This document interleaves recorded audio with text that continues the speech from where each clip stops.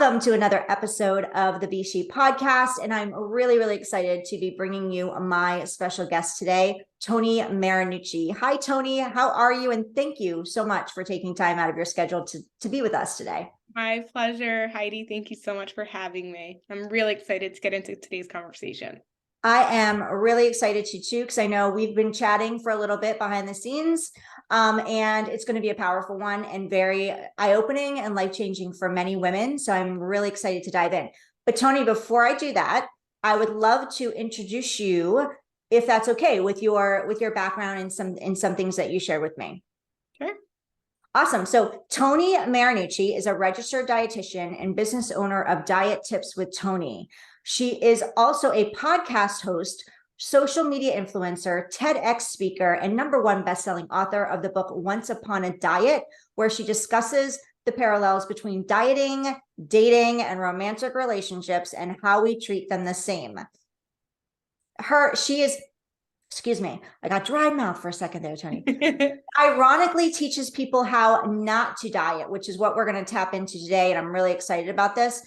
Her team of registered dietitians provide online nutrition coaching to help women break free from the all or nothing mindset and encourage them how to embrace balance instead. Her mission is to end restrictive diet culture by providing simple tips to healthy living while incorporating foods you love. And I love the word simple, Toni. That you just spoke my love language. Language is simple. Because we as women, we tend to overcomplicate a lot of things, and it doesn't have to be that way. And we stay stuck by overcomplicating. So I'm just really excited to talk into simple today.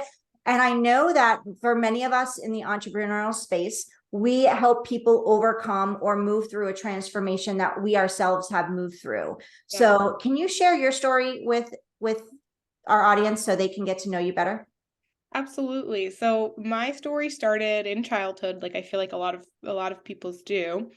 And I grew up overweight, insecure, and teased about my body and made to feel less than by family members, by people at school. And then, if I'm being completely honest, just by, looking in magazines and watching, Disney movies come out and nobody had a body shape like mine. Those are the ones finding love. And, it just never really felt like there was a place for me. And so basically the message that I was hearing was, well, I needed to change the way that I looked in order to be worthy of love and acceptance. So I went down some very disordered eating patterns and behaviors, which I'm going to be honest, then that's kind of what you saw. So I didn't know it was disordered eating. I didn't know that trying, exercising 4 or 5 hours a day and only eating vegetables was, something that's not actually good for you. Back then I thought that was the answer. And so I basically did everything in my power to try to lose, weight, which was eating as little as possible and exercising as much as possible. And, I had no energy. I was unhappy. I just basically didn't have a real strong quality of life. My whole life was revolved around looking a certain way. And it was really exhausting. And, I'm skipping over many years now, but at one point I finally was just like, why am I putting so much emphasis and so much energy and effort into how I look when I could be focusing on how I want to feel? And when I made that shift, that's when I started to actually start eating more balanced, and ironically was able to do things more consistently rather than starting, all over every Monday or every first of the month or every new year or whatever it is. And, through the years now, fast forward, at first, when I decided to go to school to become a registered dietitian, it was for selfish reasons. It was genuinely, I just wanted to learn how to lose weight. But the more I educated myself and the more involved I got into paying attention to how I wanted to feel and really focusing more on simple habits rather than overcomplicating things.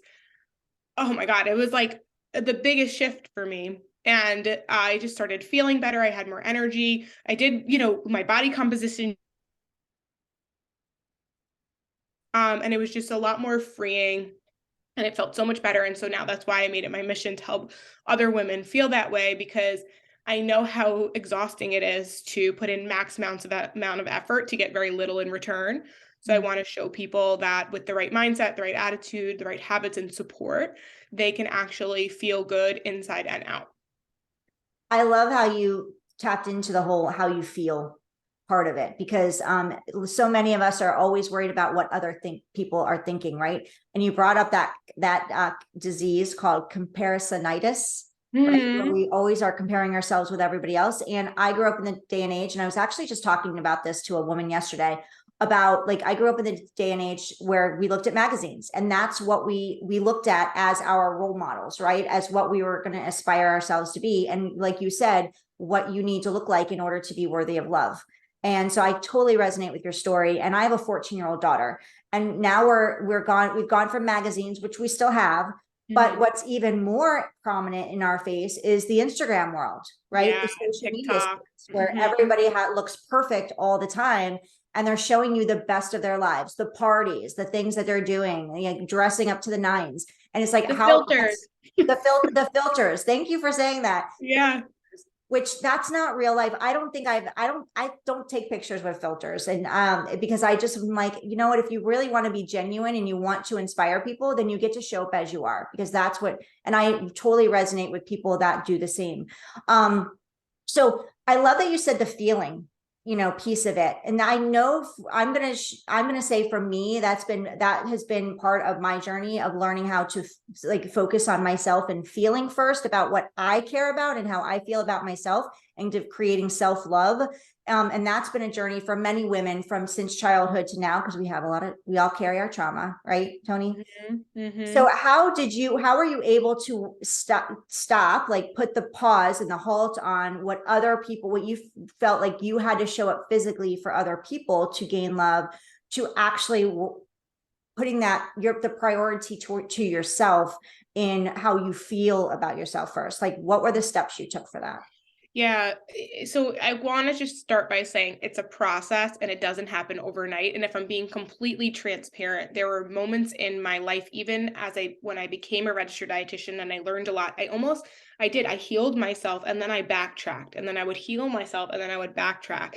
And I would say, I think I have a solid handle on things now, but just for those listening, you understand that sometimes you have to fake it before you make it. And you're going to still have moments where you might get triggered and the trauma comes back, or things happen where you might stumble a bit. But just really what it comes down to is I make the correlations a lot with relationships. And, at first when you're dating someone, you feel like you might like them, maybe you don't, but at the end of the day, you have to get to know them and you have to foster that relationship.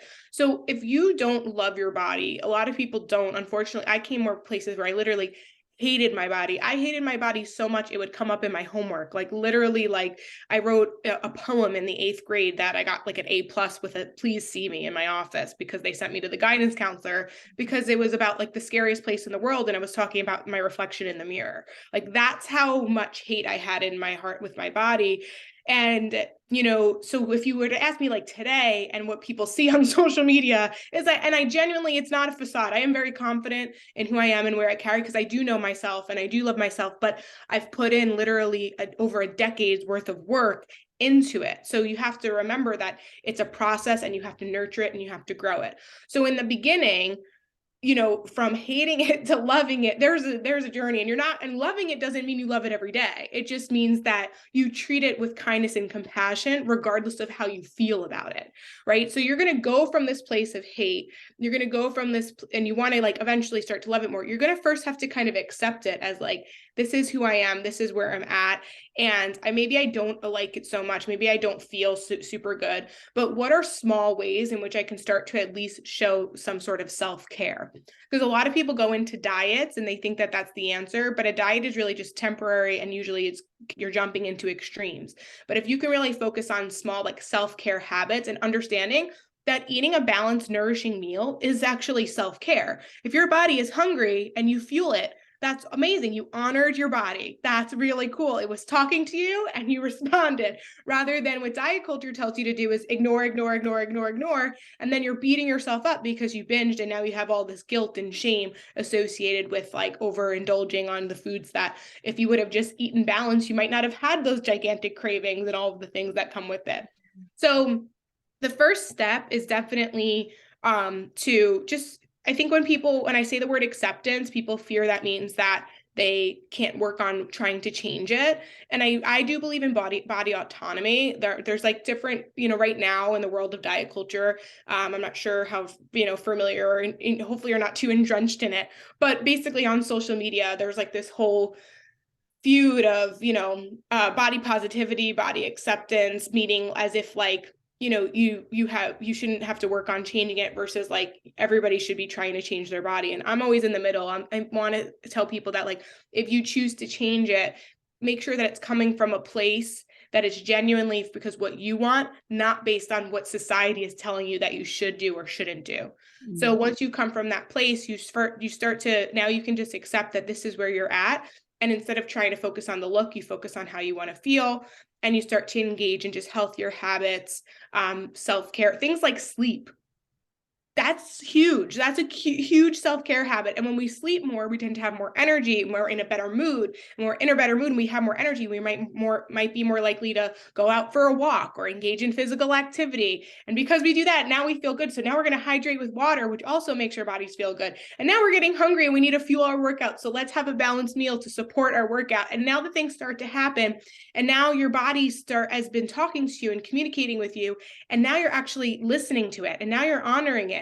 And now you're starting to create this like trust, this cultivation of trust. And now you're starting to be like, I actually don't hate it. I don't love it, but I don't hate it.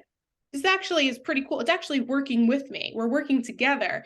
And then after a while, you start to form where you feel like, okay, regardless of what society says, I know that this is where my body feels best.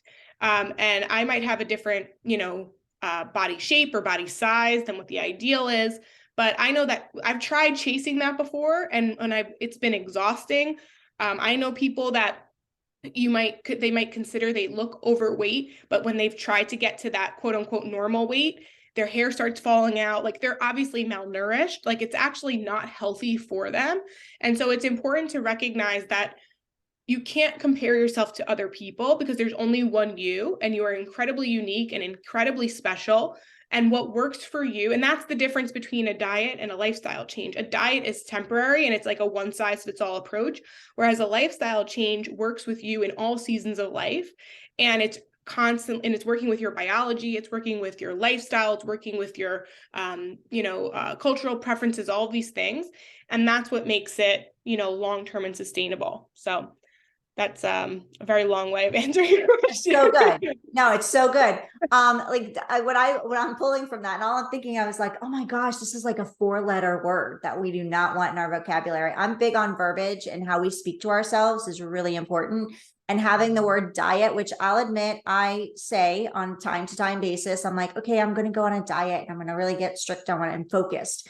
Because we think if we're dieting, we're focused. And unfortunately, what I found, and Toni, tell me if this is what you and your clients have found too, is that when we're focused on dieting, we fall off. It makes us feel worse. Like we end up beating ourselves up more, and we're getting in this vicious cycle of self-hatred even more, and guilt, because we're not being able to hold ourselves to that standard, because life gets in the way, things happen and get in the way. And then we're just, on that, like I said, vicious cycle. So what are the things that you do in your life that have helped you, and I'm sure have helped your clients, as far as like creating that lifestyle versus the word diet? Yeah, great question. So first thing so actually in my TEDx talk, I won't say too much, but I'll give you the first question I have people ask themselves before they even break out of that all or nothing mentality and that diet cycle, is I do want you to ask yourself this question of, will this last past the honeymoon phase? So if the thing that you're thinking of trying is eating out of Tupperware container and never leaving your house, well, that's not working past 6 months. That's not working past the honeymoon phase. So it might feel super exciting in the beginning. You might be really excited about it, but really think it through. I was just actually talking with a client earlier about the things that gets us in trouble often, especially in our nutrition, is the impulsivity. We have a thought, I feel like crap, I don't look good in my body, I'm going to go on a diet. We are I'm going to have if we don't have a healthy relationship with food, the bag of chips becomes eating the whole refrigerator, right? depending on where you're at, it's really thinking things through that it's going to help you to like make better choices. So when it comes to kind of feeling uncomfortable in your body, which usually it's not like, because people don't decide to go on a diet because they feel amazing. Like really it comes from like, it's keeping them up at night, you know, something they're just like tired. It's after maybe like they, you know, drank all weekend, or, you know, ate out all week, or came back from vacation, or whatever it is. And like, they were in the extremes. There's the all or nothing. It's the all in is like, you know, quote unquote, perfect eating, clean eating. Like it doesn't exist, but that's what our brains tell us. Like, you know, no fun foods, like just very rigid, very restrict, very, very routine. And then the nothing is like, well, screw it. I'm going to start over when I get back from my trip, or when I get back from vacation. And it's those extremes are what are making you feel like crap. They're playing into each other. So in order for you to break free from that, you need to be really honest with yourself. Is this something that you think you can consistently do? Right. So, and this is why I feel like the benefit of, and I'm sure you know, you've spoken about this before, Heidi, of like working with a coach one-on-one is really beneficial, because then it's like you can have someone really kind of like, I've been doing this for over 10 years, right? So I can be able to tell someone like, that's a wonderful idea. And I think that's maybe a future thing. But for right now, how about we just focus on like going to the gym 2 to 3 times a week, right? Because they're like, you know, I'm ready. I'm going to go 6-7 days a I'm week. doing 7 days. Yeah. But you know, you have to be honest with yourself, and you have to look at, there's the pillars of a healthy lifestyle, right? We have, you know, balanced nutrition, hydration, sleep, stress management, and movement. And so within those, there's like lots of things that we can learn, but the basics, as much as I can get through in just a podcast, I would love to share. It's like basic nutrition is, you know, really focusing on trying to at least have 3 balanced meals a day. I know so many people that have a banana for breakfast and they think that that's enough. And then they, you know, binge eat at night or on the weekend, or they're not hitting their goals, or they're low on energy, or whatever it is. And it's because they need to add more fuel. They need to eat, or there are people who snack all day because they're not eating balanced meals. So with balanced nutrition, and some of these things that I'm going to share, guys, it might be easier or harder for you. So that's why when we get to the end, you're going to pick probably 1 or 2 things. You're not going to work on every pillar every day tomorrow. You might this week just focus on eating a balanced breakfast and maybe drinking more water, right? So that's what you're doing. Or maybe you're focused on, you know, eating a balanced dinner, making sure you have a carbohydrate, a protein, a fat, a fruit, or a vegetable, right? Something like that that's nutrient dense. Hydration is really important. So maybe you focus on bringing your refillable water bottle with you wherever you go, or noticing that if you're thirsty, you're already dehydrated. So maybe you go drink some water before you go for another cup of coffee, or whatever it is. So sleep management, super important. A lifestyle is, you need sleep. We need to rest. We need to recharge. So maybe you're used to going to bed, you know, at midnight, and now you're wrecking, but then you wake up at 6:30 and you're like, that's not enough sleep. So slowly now maybe you make a cutoff time of like 11:30 or 11 o'clock, right? So because these things they're hard and they're simple. I think I just wrote a post about this recently. Like, it's actually, for you to live a healthy, sustainable lifestyle, you really don't need to overcomplicate it, but the simple things are sometimes harder to do. It feels easier to follow a meal plan, but we know that following a meal plan, you know, after a week, you're going to get bored of it and it's not going to be sustainable. So the simple thing is just have balanced meals, hydrate with water, get adequate sleep, move your body regularly, and manage your stress. Simple, but also hard. Right? However, if you put in effort on forming those and making them habits, well, then habits are easy. You wake up every day, brush your teeth, you don't think about it. You just do it. Right? So if you can eventually get to the place, you could put in the work now, but then in 6 months to a year from now it's not what you do, it's who you are, right? You're not on a diet. This is just the lifestyle that this is the foods that you eat, the things that you do. And you can consistently build on it and adjust, but that's ultimately kind of how you're going to live a healthier lifestyle, is you just engage in healthy habits. And with the understanding that this is your life. So when it comes to things like exercise, find exercise and movement that you enjoy or you like, or there's a component to it that makes you come back to it, You know, if it's something that you feel like you need to do or have to do, or you're trying to earn your food or burn your food, that is not the mentality that's going to help you in the long run. So those are just a few examples of how you can start to break up with the diet mindset and embrace a healthier lifestyle.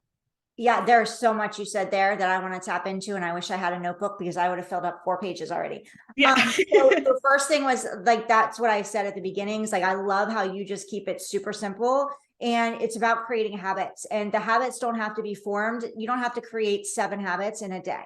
Like, literally start with something that you can handle and get good at that. Like, just like in our business, right, Toni, because you have a business. So start with something, one thing, get really good at that. Get really, because everything's out of our comfort zone. Like you shared about mindset.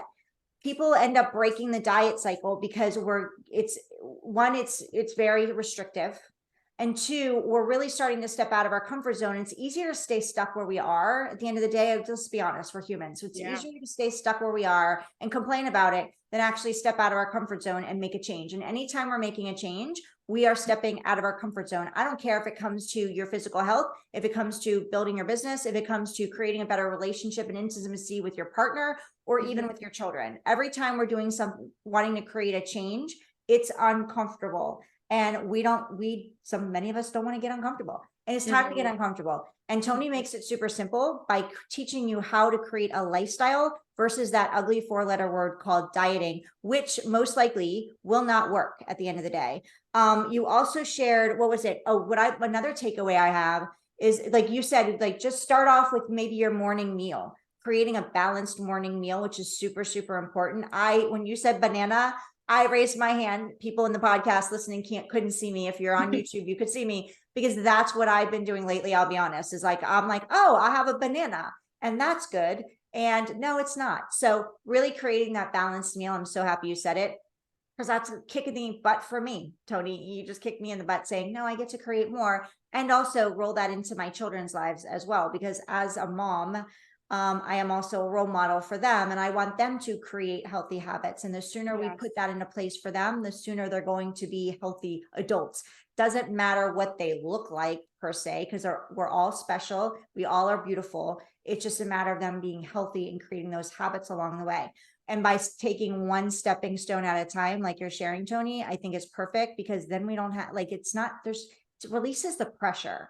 It releases the pressure. And another thing that came up for me, 2 more things, is that it's relationship, which everything's all about relationships. So have you noticed, ladies, that everything in our life, whether you're building a business, whether you're creating, balance in your family or whatever, or even with yourself, it's all about relationship. And creating this lifestyle that Toni's talking about is about developing a deeper, more connected relationship with yourself around self-love and self-worth. And when you're taking care of yourself and you're putting that you as a priority in this way, no matter what you look like on the outside, because you're gorgeous, it's about you prioritizing, and that's going to up level your confidence. That's going to put you in a higher space to be seen, be heard, and feel empowered to step into your power and show up as the beautiful human that you are with your children, with your spouse, in your business.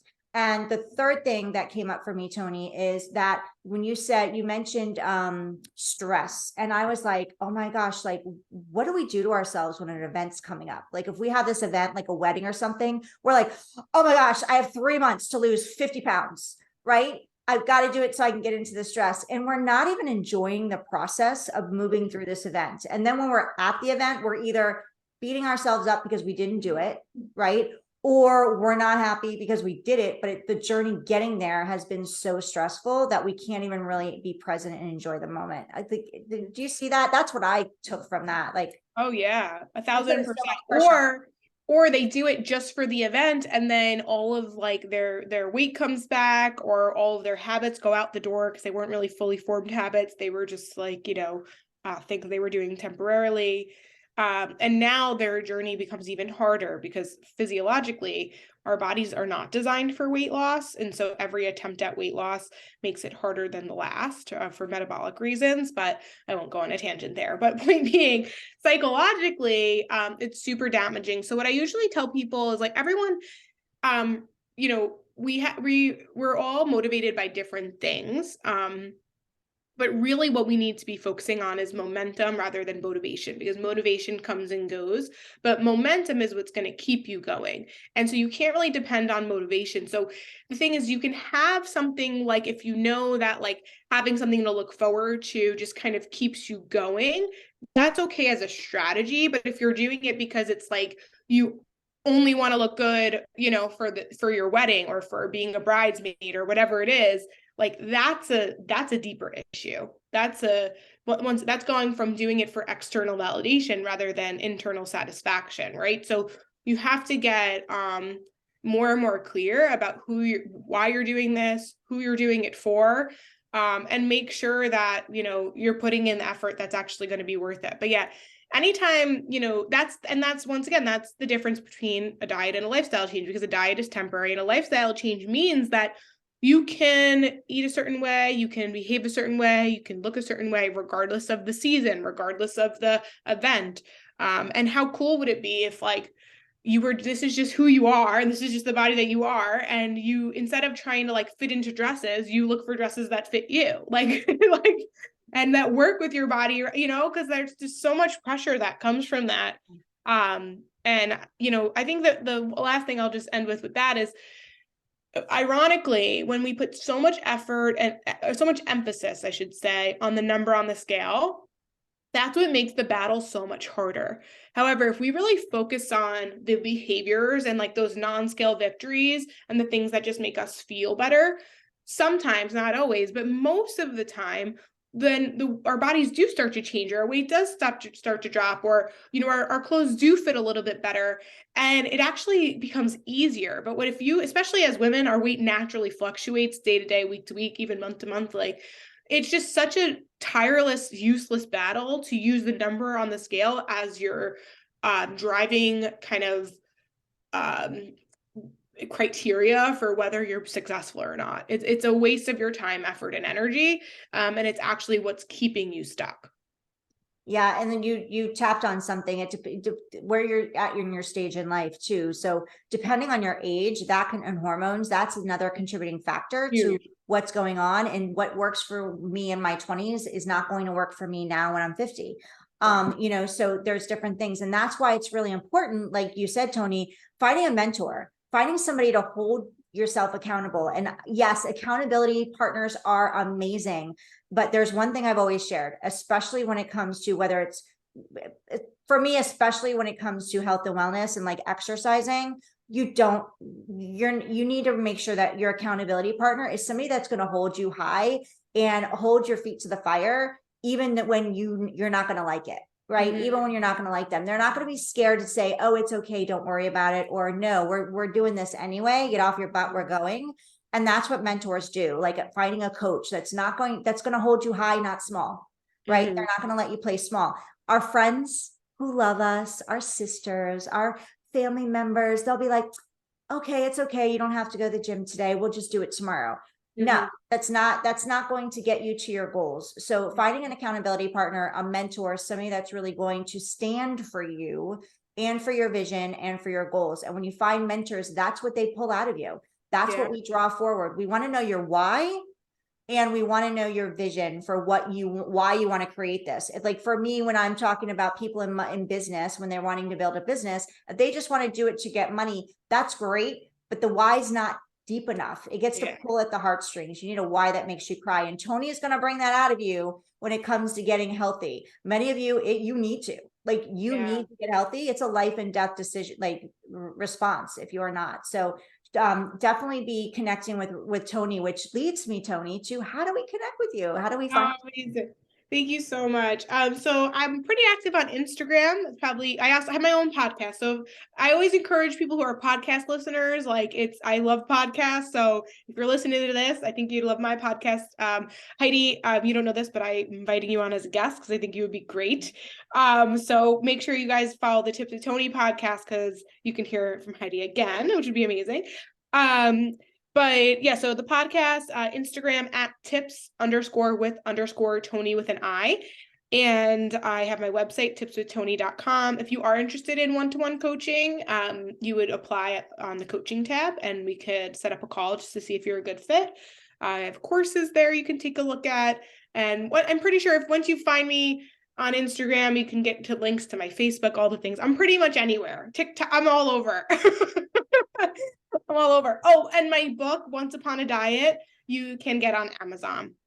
Beautiful. That was the next thing I wanted to ask about was your book. But before I do that, like you guys can find her information on the speaker page of this podcast. So bestshepodcast.com or anywhere that you are subscribing to. Don't forget to subscribe to the podcast so you can get notified every time we drop an episode, which is each week. But make sure that you check that out so you can grab all the links to find Toni, or just re-listen to it and you'll grab the links. But tell us about the book, Toni, so we can get more information about that, and make sure you guys go check that out on Amazon. Yeah, so I mentioned it a little bit. So it's called Once Upon a Diet. It's about the parallels between dieting, dating, and romantic relationships. So how I mentioned in the beginning, I grew up overweight and insecure, and I took that insecurity with me into my adulthood in my relationships and not seeing my worth and my value. And just like I went through a bazillion diets that failed me, or I failed them, or whatever, however you want to put it, they failed me. That's how you put it. Because they're not designed for you.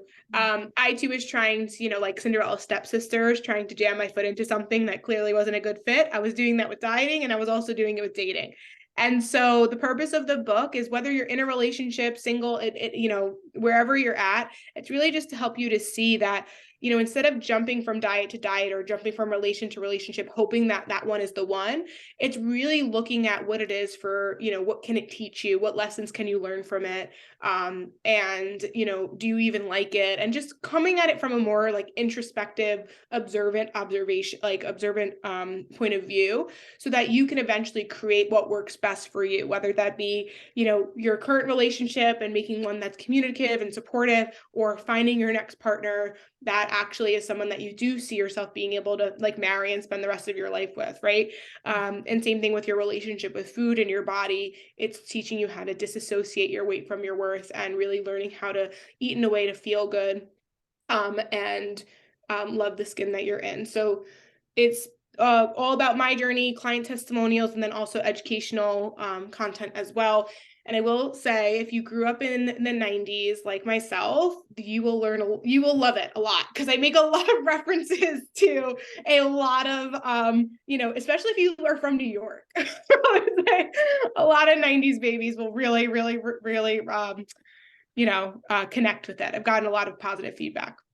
Amazing. So go check out her best-selling book, Once Upon a Diet. You can grab it on Amazon, and we will definitely be dropping the link in here to grab that as well. Toni, is there anything you'd love to share before we wrap up? This has been amazing conversation. I've had so much fun with you. So thank you again for your time, and thank you for the invite to your podcast. You're so welcome. No, I'm so excited about it. It'll be really great. Just like it was. But please share any last tips or tricks for our audience before we go. Replace criticism with compassion. That's so good. Anytime you notice yourself self-criticizing, replace it with compassion and gentle, and be introspective. Ask yourself, where's this coming from, and how can I reframe it? And you'll get a lot further than you think. Amazing. Replace your criticism with compassion. I love it. I'm going to stick that on a sticky. Yes. Yeah. So stick it on a sticky, and make sure you have that where you can see it from Toni. And Toni, thank you so much for coming on and empowering us to be seen and be heard for ourselves in our health and wellness journey, and sharing with us the ways to make this a lifestyle versus that 4-letter word of diet. Because I truly believe, and I'm so grateful for you being here, because I wanted to get your journey and your message out there, and your expertise and your mentorship out there to women, because I feel like when you're taking care of yourself and you're prioritizing yourself and feeling really good about yourself, you're going to not only grow your confidence, but you're going to feel empowered to inspire and other women in doing the same. And this gets to be in a healthy, productive process versus a get quick way. And that's going to help you in your feeling empowered and give you strength and show up as the beautiful human that you are, to inspire others, whether it's your children, your spouse, and create those, mutual, all the things that you want to create in your life, in your dreams, and also in your business. So thank you so much. I appreciate you. My pleasure. Thank you for having me. Thank you for listening today to the Be She podcast with Toni Marinucci, and we'll see you again soon.